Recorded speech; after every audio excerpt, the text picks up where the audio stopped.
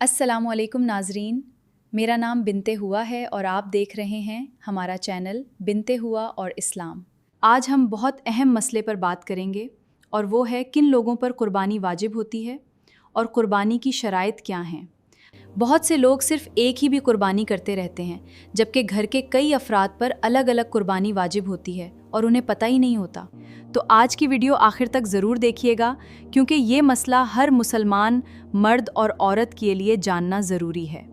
جب عید الاضحیٰ کے 3 دن آتے ہیں تو ہر عاقل بالغ مسلمان مرد اور عورت کو یہ دیکھنا چاہیے کہ کیا مجھ پر قربانی واجب ہے یا نہیں۔ ہمارے معاشرے میں عموماً صرف والد صاحب قربانی کرتے رہتے ہیں، جبکہ بعض اوقات گھر کے کئی افراد صاحب نصاب ہوتے ہیں اور ان سب پر قربانی واجب ہوتی ہے۔ اہم غلط فہمیاں۔ پہلی قربانی نبی کریم کی طرف سے کرنی چاہیے یا پہلے والدین کی طرف سے قربانی ہوگی پھر ہم کریں گے، یہ بات درست نہیں۔ جس شخص پر قربانی واجب ہے اس پر اپنی طرف سے قربانی کرنا ضروری ہے۔ اگر وہ صرف نبی کریم صلی اللہ علیہ وسلم کی طرف سے قربانی کرے گا تو وہ نفلی ہوگی، جبکہ اس کی اپنی واجب قربانی باقی رہے۔ ہاں، اگر کسی کا جذبہ ہو تو ایک قربانی اپنی طرف سے اور ایک نبی کریم کی طرف سے وہ کر سکتا ہے۔ اب جان لیتے ہیں وہ شرائط جن کی وجہ سے قربانی واجب ہوتی ہے۔ پہلا، مسلمان ہونا۔ قربانی صرف مسلمان پر واجب ہوتی ہے۔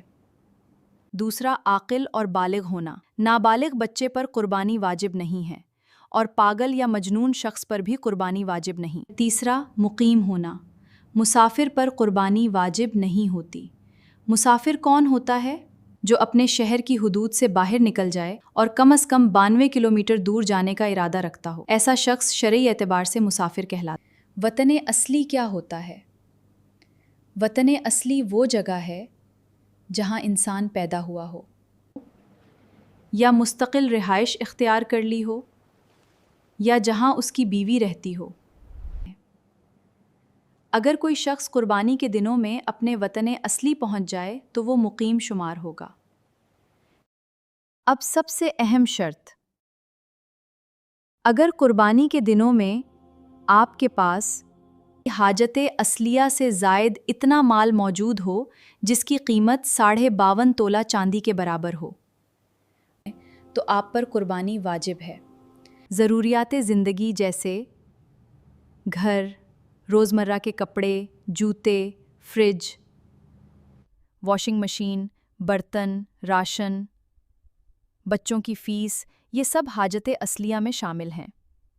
اگر آپ کے پاس سونا، چاندی، cash, prize bond, shares, saving certificates, اضافی پلاٹ، کرائے پر دیا ہوا مکان یا دکان، اضافی سامان، کسی کو دیا ہوا قرض، BC کی رقم موجود ہے تو ان سب کو ملا کر حساب کیا جائے گا۔ اگر کسی بہن کے پاس صرف 1 تولہ سونا بھی ہو تو اکثر صورتوں میں اس پر قربانی واجب ہو جاتی ہے، کیونکہ اس کی قیمت 52.5 تولہ چاندی کے نصاب تک پہنچ جاتی ہے۔ قربانی کا حساب کیسے کریں؟ تمام چیزوں کی قیمت جمع کریں، سونا، چاندی، کیش، اضافی مال، قرض جو دوسروں کو دیا ہوا ہے، پھر اس میں سے منہا کریں گھر کا ماہانہ خرچ، راشن، یوٹیلیٹی بلز، فوری ادا ہونے والا قرض۔ اگر باقی رقم 52.5 تولہ چاندی کے برابر بنتی ہے تو قربانی واجب ہے۔ بعض لوگوں کو بعد میں پتہ چلتا ہے کہ ہم پر تو کئی سالوں سے قربانی واجب تھی۔ اگر کسی کی پچھلی قربانیاں رہ گئی ہوں تو اب وہ ان کی قضا قربانی نہیں کر سکتا۔ اب کیا کریں؟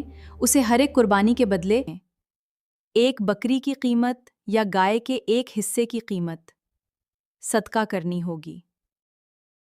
لہٰذا اس سال عید الاضحیٰ سے پہلے اپنے گھر کے ہر بالغ فرد کا حساب ضرور کریں۔ ہو سکتا ہے والدہ پر قربانی واجب ہو، بہن پر واجب ہو، بھائی پر واجب ہو یا گھر کے کئی افراد پر الگ الگ قربانی واجب ہو۔ اللہ تعالی ہمیں صحیح مسائل سیکھنے اور ان پر عمل کرنے کی توفیق عطا فرمائے۔ آمین۔ صلوا علی الحبیب صلی اللہ تعالی علیہ وآلہ وسلم۔